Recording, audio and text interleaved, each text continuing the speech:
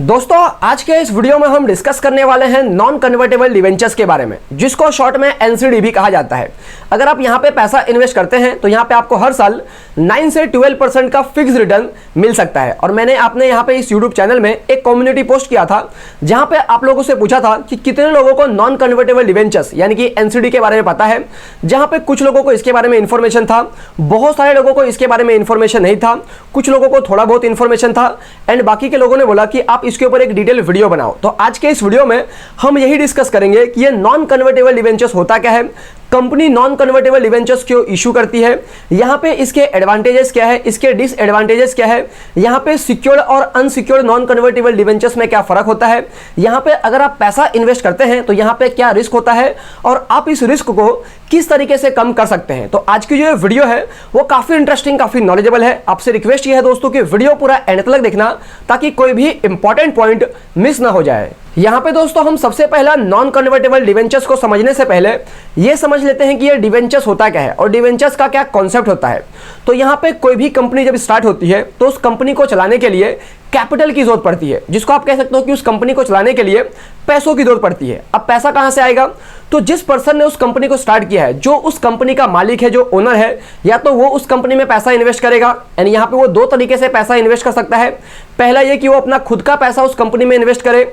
दूसरा ये हो सकता है कि उस कंपनी का कुछ हिस्सा वो दूसरे को बेचे एंड जो पर्सन उस हिस्सा को खरीदेंगे वो उस कंपनी में पैसा इन्वेस्ट करेंगे, जिसको आप इक्विटी कह सकते हो। कि कभी कभी आप देखते होंगे कि इक्विटी का आईपीओ आता है कि उस कंपनी का कुछ हिस्सा वो जो कंपनी का मालिक है, जो प्रमोटर्स है, वो लोगों को बेचते हैं एंड लोग उस कंपनी में पैसा इन्वेस्ट करते हैं एंड जितना उन्होंने इन्वेस्ट किया है उतने का वो मालिक बन जाते हैं। तो पहला तो तरीका ये हो गया कि कंपनी में पैसा इस तरीके से आएगा।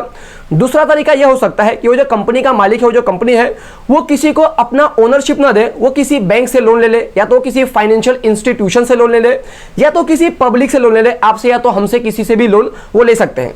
तो जो नॉर्मल पब्लिक के थ्रू कंपनी पैसे इशू करती है, उसके बदले में कंपनी उनको एक सर्टिफिकेट देती है कि हमने आपसे इतना पैसा लिया है, इतने समय के लिए लिया है एंड हम आपको उसके ऊपर इतना ब्याज देंगे। तो वो जो सर्टिफिकेट वो पर्सन को इशू करती है, जो कंपनी को आप कर्जा देंगे, आपको जो सर्टिफिकेट देगा, उसी को डिवेंचर्स कहा जाता है। अब यहां पे डिवेंचर्स भी दो तरीके का होता है, एक होता है कन्वर्टेबल डिवेंचर्स और दूसरा होता है नॉन कन्वर्टेबल डिवेंचर्स। जो कन्वर्टेबल डिवेंचर्स होता है उसके अंदर यह बात होती है कि अगर आप किसी कंपनी को कर्जा देते हैं, बदले में उन्होंने आपको कन्वर्टेबल डिवेंचर्स इशू किया है, तो ये जो डिवेंचर्स है वो बाद में इक्विटी शेयर में कन्वर्ट हो सकता है। यानी कि पहले आपने कंपनी को कर्जा दिया, तब आप उस कंपनी का क्रेडिटर्स थे क्योंकि आपने उनको कर्जा दिया है।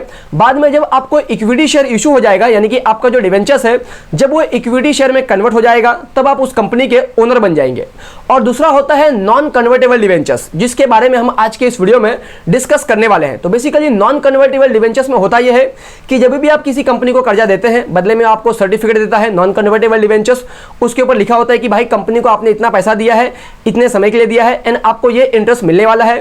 वो समय पूरा होने के बाद में कंपनी आपको पूरा ब्याज वगैरह दे देती है एंड आपका जो भी प्रिंसिपल अमाउंट होता है वो भी आपको वापस कर देती है। तो यहाँ पे आपको नॉन कन्वर्टेबल डिवेंचर्स और कन्वर्टेबल डिवेंचर्स के बीच में क्या डिफरेंसेस होता है वो पता चल गया है। डिवेंचर्स क्या होता है वो भी आपको पता चल गया होगा। तो यहाँ पे अभी तक हमने ये डिस्कस किया कि ये डिवेंचर्स क्या होता है। तो डिवेंचर्स का सिंपल मतलब यही होता है कि किसी कंपनी को लंबे समय के लिए पैसों की जरूरत होती है, तो बैंक से लोन ना लेके वो पब्लिक के थ्रू पैसे इशू करते हैं एंड बदले में पब्लिक को एक सर्टिफिकेट देते हैं, उसको ही डिवेंचर्स कहा जाता है। फिर हमने यहाँ पे ये भी देखा कि डिवेंचर्स के अंदर दो पार्ट्स होता है, एक होता है कन्वर्टेबल डिवेंचर्स और दूसरा होता है नॉन कन्वर्टेबल डिवेंचर्स।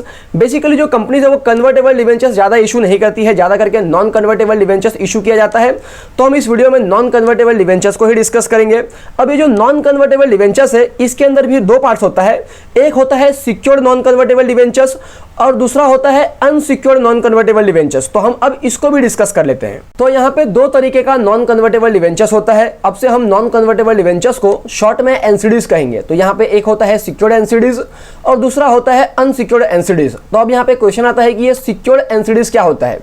तो सिक्योर्ड नॉन कन्वर्टेबल डिवेंचर्स का सिंपल मतलब ये होता है कि अगर आपने किसी कंपनी में पैसा इन्वेस्ट किया है, यानी कि किसी कंपनी को कर्जा दिया है, बदले में उन्होंने आपको secured non convertible debentures issue किया है, तो इसका सिंपल मतलब ये हुआ कि आपने किसी कंपनी को लोन दिया है, बदले में कंपनी ने अपना असेट आपके पास में गिरवी रखा है। तो यहाँ पे फ्यूचर में अगर कंपनी आपका पैसा नहीं दे पाती है, तो यहाँ पे अगर फ्यूचर में कंपनी आपका पैसा नहीं दे पाती है एंड कंपनी को बंद करने का नौबत आता है, लिक्विडेशन का प्रोसेस वगैरह अगर होता है, तो यहाँ पे जो भी सिक्योर डिवेंचर होल्डर है वो कंपनी का असेट बेच के भी अपने पैसे रिकवर कर सकते हैं। यानी कि जब कंपनी के असेट का नीलामी होगा तो उस टाइम पे आपका पैसा मिल जाएगा। तो यहाँ पे आपका पैसा मिलने का थोड़ा चांसेस होता है सिक्योर डिवेंचर्स के केसेस में, अगर कंपनी डिफॉल्ट वगैरह करती है उस केसेस में। तो यहाँ पे आप कह सकते हैं कि अगर आप किसी कंपनी के सिक्योर नॉन कन्वर्टेबल डिवेंचर में पैसा इन्वेस्ट करते हैं तो यहाँ पे रिस्क थोड़ा कम होता है। उसके बाद यहाँ पे आता है कि अब ये अनसिक्योर्ड नॉन कन्वर्टेबल डिवेंचर्स क्या होता है। तो अनसिक्योर्ड एनसीडीज का सिंपल मतलब यही होता है कि आपने किसी कंपनी को लोन दिया है, बदले में कोई भी चीज गिरवी नहीं है। यानी कि आप जिस तरीके से किसी बैंक से पर्सनल लोन लेते हैं, आप ऐसा मान के चल सकते हैं कि आपने किसी कंपनी को पर्सनल लोन दिया है। तो यहाँ पे फ्यूचर में अगर आपके पैसे मिलने के चांसेस ना हो, यानी कि कंपनी अगर डिफॉल्ट करे, आपके पैसे वगैरह ना मिले और कंपनी को बंद करने का नौबत आता है, तो उस केसेस में जो भी सिक्योर डिवेंचर होल्डर है, सारे लोगों का पैसा देने के बाद में अगर कोई पैसा बचता है, तब यहाँ पे unsecured non convertible debenture holder को पैसा मिल सकता है। तो यहाँ पे आप कह सकते हैं कि यहाँ पे ज्यादा रिस्क होता है as compared to secured NCDs. तो यहाँ पे एडवाइजेबल ये होता है कि आपको सिक्योर्ड नॉन कन्वर्टेबल डिवेंचर्स में ही पैसा इन्वेस्ट करना चाहिए, ताकि आपका जो रिस्क है वो थोड़ा कम हो। यहाँ पे अब हम एनसीडीज के कुछ एडवांटेजेस की भी बात कर लेते हैं। तो यहाँ पे सबसे पहला एडवांटेजेस ये है कि यहाँ पे आपको हायर इंटरेस्ट रेट मिलता है एज कंपेयर टू बैंक का एफडी या तो पोस्ट ऑफिस का जो भी स्कीम होता है, उससे यहाँ पे आपको ज्यादा ही इंटरेस्ट रेट मिल सकता है। तो यहाँ पे आपको जनरल तौर पे 9% से लेकर 12% पर एनम तक का फिक्स रिटर्न मिल सकता है। तो फॉर एग्जांपल हम मान के चलते हैं कि आपका जो इन्वेस्टमेंट अमाउंट है वो आपने 5,40,000 रुपया अलग अलग कंपनी के एनसीडीज में इन्वेस्ट किया है। यहाँ पे एडवाइजेबल ये होता है कि आपको अलग अलग कंपनी के एनसीडीज में पैसा इन्वेस्ट करना चाहिए, क्योंकि अगर आप एक ही पैसा एक ही कंपनी के एनसीडीज में इन्वेस्ट कर देंगे एंड फ्यूचर में अगर उस कंपनी में फाइनेंशियल क्राइसिस आता है, तो यहाँ पे आपका पैसा पूरा पैसा लॉस होने के चांसेस बहुत ज्यादा है। तो इसके लिए कहा जाता है कि आपको अपने पैसे को डाइवर्सिफाइड करना चाहिए। तो फॉर एग्जाम्पल हम मान के चलते हैं कि आपने 5-6 कंपनी के एनसीडीज में 5,40,000 रुपया इन्वेस्ट किया हुआ है एंड इंटरेस्ट रेट हम मान के चलते हैं कि आपको 10% पर एनम तक का मिलता है। जनरल तौर पे आपको 9 से 10% का इंटरेस्ट मिल जाता है। तो एग्जांपल के लिए मैंने 10% माना है। तो यहाँ पे जो आपका पर ईयर का इंटरेस्ट बनेगा वो बनेगा 54,000 रुपीज। एंड यहाँ पे अगर आप इस इंटरेस्ट का पैसा मंथली लेना चाहते हैं, तो यहाँ पे जो आपका इंटरेस्ट पर मंथ बनेगा वो बनेगा 4,500 रुपीज। तो ये जो 4,500 रुपीज है वो आपको हर महीने मिलेंगे। तो ये जो पैसा है वो आप चाहे तो पोस्ट ऑफिस में मंथली इनकम स्कीम के तहत इन्वेस्ट कर सकते हैं, या तो आप एफडी या तो आरडी वगैरह में इस तरीके से इन्वेस्ट कर सकते हैं, या तो म्यूचुअल फंड में एसआईपी वगैरह कर सकते हैं। तो इस तरीके से आप अपने इन्वेस्टमेंट से जो भी रिटर्न अर्न करेंगे उसको री इन्वेस्ट भी कर सकते हैं। या तो ये जो मंथली आपका इनकम है, इसका पैसा आप अपने मंथली एक्सपेंसेस के लिए भी यूज कर सकते हैं। उसके बाद यहाँ पे अगर मैं सेकंड एडवांटेजेस की बात कर लूँ तो वो है इंटरेस्ट का पेमेंट। तो यहाँ पे अगर आप एनसीडीज में पैसा इन्वेस्ट करते हैं तो जो भी इंटरेस्ट का पेमेंट है वो आप चाहे तो मंथली ले सकते हैं, या तो क्वार्टरली ले सकते हैं, या तो यहाँ पे आप चाहे तो सेमी एनुअली यानी कि हर 6-6 महीने में ले सकते हैं, या तो आप चाहे तो एनुअली भी इंटरेस्ट का पैसा ले सकते हैं। एंड यहाँ पे आपके पास में लास्ट ऑप्शन ये भी होता है कि आप चाहे तो कॉम्युलेटिव पेमेंट भी ले सकते हैं, यानी कि आपने जितने समय के लिए एनसीडीज में पैसा इन्वेस्ट किया हुआ है वो समय के अंदर आपका जो भी इंटरेस्ट बनता है एंड आपका जो भी प्रिंसिपल अमाउंट है वो पैसा आप दोनों चाहे तो एक साथ में भी ले सकते हैं। उसके बाद यहाँ पे अगर मैं टेनर ऑफ एनसीडीज की बात कर लूँ कि आप कितने समय के लिए पैसा इन्वेस्ट कर सकते हैं, तो यहाँ पे जनरल तौर पे आप एनसीडीज के अंदर 1 साल से लेकर 10 साल के लिए पैसा इन्वेस्ट कर सकते हैं। कोई जो कंपनी होती है वो 10 साल से ज्यादा समय के लिए भी एनसीडीज इशू करती है। उसके बाद यहाँ पे अगर हम सेफ्टी की बात कर ले तो यहाँ पे हमने पहले डिस्कस किया था कि अगर आप किसी कंपनी के सिक्योर डिवेंचर में पैसा इन्वेस्ट करते हैं तो वो ज्यादा सेफ होता है as compared to unsecure debenture. और यहाँ पे कोई भी कंपनी जब एनसीडीज वगैरह इशू करती है तो कुछ क्रेडिट रेटिंग एजेंसी होती है जो उन कंपनी के एनसीडीज को रेटिंग देती है। AAA का रेटिंग हो सकता है, AA का रेटिंग हो सकता है, A का हो सकता है। तो फॉर एग्जांपल आपने किसी कंपनी के एनसीडीज में पैसा इन्वेस्ट किया है एंड यहाँ पे क्रेडिट रेटिंग एजेंसी ने उस कंपनी के एनसीडीज को AAA का अगर रेटिंग दिया है, तो इसका सिंपल मतलब ये हुआ कि ये जो आपका इन्वेस्टमेंट होगा वो काफी हद तक सेफ होगा। यहाँ पे रिस्क आपका कम होगा, यानी कि आपने जो भी पैसा इन्वेस्ट किया है तो उसके ऊपर जो इंटरेस्ट बनता है एंड आपका जो भी प्रिंसिपल अमाउंट है वो आपको बिल्कुल आराम से टाइम टू टाइम मिल जाएगा। उसके बाद यहाँ पे आता है AA का रेटिंग। तो यहाँ पे अगर आपके एनसीडीज का रेटिंग AA है तो यहाँ पे ये भी सेफ इन्वेस्टमेंट माना जाता है, लेकिन ये AAA के इतना सेफ नहीं माना जाता है। उसके बाद यहाँ पे आता है A रेटिंग। इस तरीके से यहाँ पे रेटिंग होता है।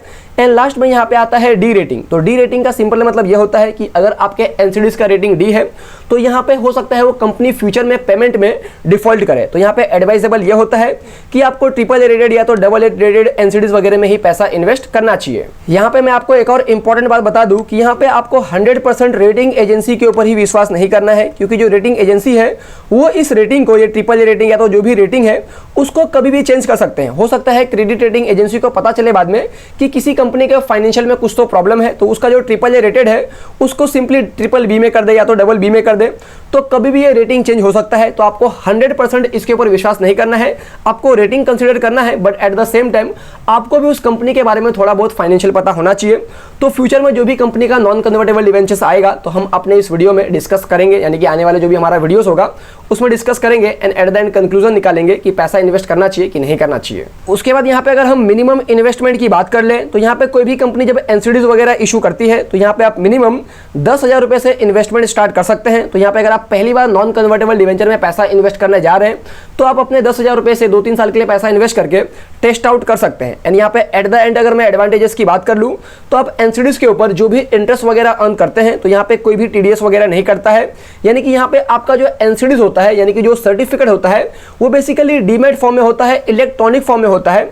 तो जो भी इंटरेस्ट का पैसा है वो आपको पूरा मिलता है, टीडीएस नहीं करता है। But at the same time यहाँ पे आप जो भी इंटरेस्ट इनकम अर्न करते हैं वो आपके टैक्स स्लैब के हिसाब से टैक्सेबल होता है, जिस तरीके से आपका एफडी टैक्सेबल होता है। यहाँ पे अब हम एनसीडीज के डिसएडवांटेजेस के बारे में भी डिस्कस कर लेते हैं। तो यहाँ पे सबसे पहला डिसएडवांटेजेस है डिफॉल्ट रिस्क, यानी कि अगर आप किसी कंपनी के एनसीडीज में पैसा इन्वेस्ट करते हैं तो जो भी आपके इन्वेस्टमेंट के ऊपर इंटरेस्ट बनता है हो सकता है वो कंपनी आपका जो इंटरेस्ट का पेमेंट है उसमें डिले कर दे या तो डिफॉल्ट कर दे, यानी कि आपका इंटरेस्ट का पैसा आपको ना भी मिले। एंड दूसरा रिस्क ये हो सकता है कि आपका जो प्रिंसिपल अमाउंट है, यानी कि जितना पैसा आपने इन्वेस्ट किया है वो भी हो सकता है आपको मैच्योरिटी के डेट के ऊपर ना मिले। तो इस तरीके का रिस्क यहाँ पे होता है। अब इस रिस्क को किस तरीके से कम कर सकते हैं, तो यहाँ पे तो मैंने आपको पहले बताया कि यहाँ पे आपको अच्छे रेटिंग वाले कंपनी में पैसा इन्वेस्ट करना है जिसका रेटिंग हाई हो। फॉर एग्जांपल AAA हो गया, AA हो गया या तो A हो गया, यहाँ पे डिफॉल्ट के चांसेस कम हो सकते हैं। और जो पुअर रेटिंग वाली कंपनी होती है, जिनका रेटिंग बहुत कम होता है, वो ज़्यादा रिस्की कंपनी होती है, वहाँ पे आपका रिस्क ज़्यादा होता है। भले ही यहाँ पे आपको इंटरेस्ट ज़्यादा मिलेगा बट रिस्क बहुत ज़्यादा होता है। But at the same time आपको सिर्फ रेटिंग ही नहीं देखना है, और भी कुछ देखना होता है जो हम अभी आगे वीडियो में डिस्कस करेंगे। सेकंड डिसएडवांटेजेस है लिक्विडिटी। तो यहाँ पे अगर आप किसी भी कंपनी के एनसीडीज में पैसा इन्वेस्ट करते हैं तो जो मेजॉरिटी ऑफ द एनसीडीज होता है वो बेसिकली स्टॉक एक्सचेंज में लिस्टेड होता है, यानी कि NSE BSE में वो लिस्टेड होता है। तो यहाँ पे अगर आप चाहे तो अपने एनसीडीज को सेकेंडरी मार्केट में भी सेल आउट कर सकते हैं, तो ये तो इसका एडवांटेजेस है। But at the same time secondary market में सेल आउट करना इतना आसान नहीं होता है, काफी चैलेंजिंग टास्क होता है, क्योंकि इंडिया में जो डेब्ट मार्केट है वो उतना डीप नहीं है। लोग यहाँ पे इक्विटी मार्केट में बहुत ज्यादा पैसा इन्वेस्ट करते हैं, तो इक्विटी में तो आप कभी भी खरीद सकते हैं, कभी भी बेच सकते हैं। लेकिन जो डेब्ट मार्केट है, हो सकता है आप अपने एनसीडीज को बेचना चाहते हैं बट यहाँ पे एट द सेम टाइम कोई खरीदने वाला ही ना हो, तो इस तरीके का प्रॉब्लम यहाँ पे हो सकता है। तो यहाँ पे एडवाइजेबल ये होता है कि आपको अच्छे कंपनी के बॉन्ड में एनसीडीज में पैसा इन्वेस्ट करना चाहिए, ताकि फ्यूचर में अगर आप अपने एनसीडीज को समय से पहले ही बेचना चाहते हैं और अगर उसका डिमांड है तो यहाँ पे आप उसको सेकेंडरी मार्केट में भी बेच सकते हैं, अगर उसका रेटिंग वगैरह अच्छा है उस केसेस में। यहाँ पे अगर आप एनसीडीज में पैसा इन्वेस्ट करते हैं तो यहाँ पे टैक्स का क्या रूल होता है उसको हम अपने इस वाले वीडियो में डिटेल में डिस्कस नहीं किए हैं। यहाँ पे मैंने आपको सिंपली ये बता दिया कि कोई टीडीएस वगैरह नहीं करता है, लेकिन जो आपका इंटरेस्ट इनकम होता है वो इंटरेस्ट इनकम टैक्सेबल होता है आपके इनकम टैक्स स्लैब के हिसाब से। हम अपने आने वाले वीडियोस में जो टैक्स वाला कैलकुलेशन है वो डिटेल एग्जांपल के थ्रू डिस्कस करेंगे। अब यहाँ पे क्वेश्चन आता है कि आप एनसीडीज में किस तरीके से पैसा इन्वेस्ट कर सकते हैं। तो यहाँ पे आपको इस एनसीडीज में पैसा इन्वेस्ट करने के लिए एक डीमेट अकाउंट का जरूरत पड़ेगा, तो इस वीडियो के नीचे डिस्क्रिप्शन में लिंक मिल जाएगा, तो वहां से आप डीमेट अकाउंट ओपन कर लेना एंड ऑनलाइन आप बिल्कुल आसानी से एनसीडीज में पैसा इन्वेस्ट कर सकते हैं। यहाँ पे एट द एंड अगर हम ये भी बात कर ले कि अगर आप एनसीडीज में पैसा इन्वेस्ट करना चाहते हैं तो आप सेफ्टी के साथ में कैसे पैसा इन्वेस्ट कर सकते हैं। तो यहाँ पे सबसे पहली बात यह है कि आप कोई भी कंपनी के एनसीडीज में पैसा इन्वेस्ट करना चाहते हैं, हर कंपनी डिफॉल्ट नहीं करती है, 100 में से एक आध कंपनी डिफॉल्ट कर दे ऐसा हो सकता है, लेकिन हर कंपनी डिफॉल्ट करेगी ऐसा नहीं होता है। तो यहाँ पे आपको ये चीज देखना है सेफ्टी में कि सबसे पहले आपको सिक्योर्ड एनसीडीज में पैसा इन्वेस्ट करना चाहिए। दूसरी बात, उस कंपनी का जो क्रेडिट रेटिंग है वो अच्छा होना चाहिए। तीसरी बात, यहाँ पे आप जो भी पैसा इन्वेस्ट करने वाले हैं आपको अलग अलग कंपनी के एनसीडीज में उस पैसे को डाइवर्सिफाइड कर देना चाहिए, इससे भी आपका रिस्क कम हो जाएगा। फिर यहाँ पे आपको ये देखना चाहिए कि आप जिस कंपनी के एनसीडीज में पैसा इन्वेस्ट करने वाले हैं, तो जो कंपनी पैसा रेस कर रही है उसका पर्पस क्या है, वो पैसे को कहाँ पे यूज़ करने वाली है। फिर उस कंपनी का फाइनेंशियल स्टेटमेंट वगैरह आपको देखना पड़ता है। इसके अलावा उस कंपनी ने अगर पहले ही कोई एनसीडीज वगैरह इशू किया है तो जो डिवेंचर होल्डर है उनको इंटरेस्ट का पैसा टाइम पे मिल रहा है कि नहीं मिल रहा है, एंड उनका जो प्रिंसिपल अमाउंट है वो उनको टाइम पे मिला है कि नहीं मिला है, ये भी जी आपको देखना पड़ता है। उसके अलावा यहाँ पे अगर आप किसी एनबीएफसी कंपनी के एनसीडीज में पैसा इन्वेस्ट करना चाहते हैं तो यहाँ पे आपको उनका ग्रॉस एनपीए, उनका नेट एनपीए आपको देखना पड़ता है। तो यहाँ पे अगर आप पहली बार एनसीडीज में पैसा इन्वेस्ट कर रहे हैं तो आप 10,000 रुपया 2-3 साल के लिए इन्वेस्ट करके चेकआउट कर सकते हैं। तो दोस्तों यही थी पूरी की पूरी वीडियो। उम्मीद करता हूँ आपको इस वीडियो से कुछ ना कुछ वैल्यूएबल इन्फॉर्मेशन जरूर मिला होगा। तो अगर आपको इस वीडियो से वैल्यू मिला है तो वीडियो को जरूर लाइक करना, चैनल को सब्सक्राइब करना और इस वीडियो को अपने फैमिली, फ्रेंड, रिलेटिव में जरूर शेयर करना जिनको इस वीडियो की जरूरत है उनके साथ में। और यहाँ पे अगर आपका कोई डाउट है या तो आप मुझे कोई टॉपिक सजेस्ट करना चाहते हैं तो नीचे कमेंट करके वो भी सजेस्ट कर सकते हैं। जय हिंद दोस्तों।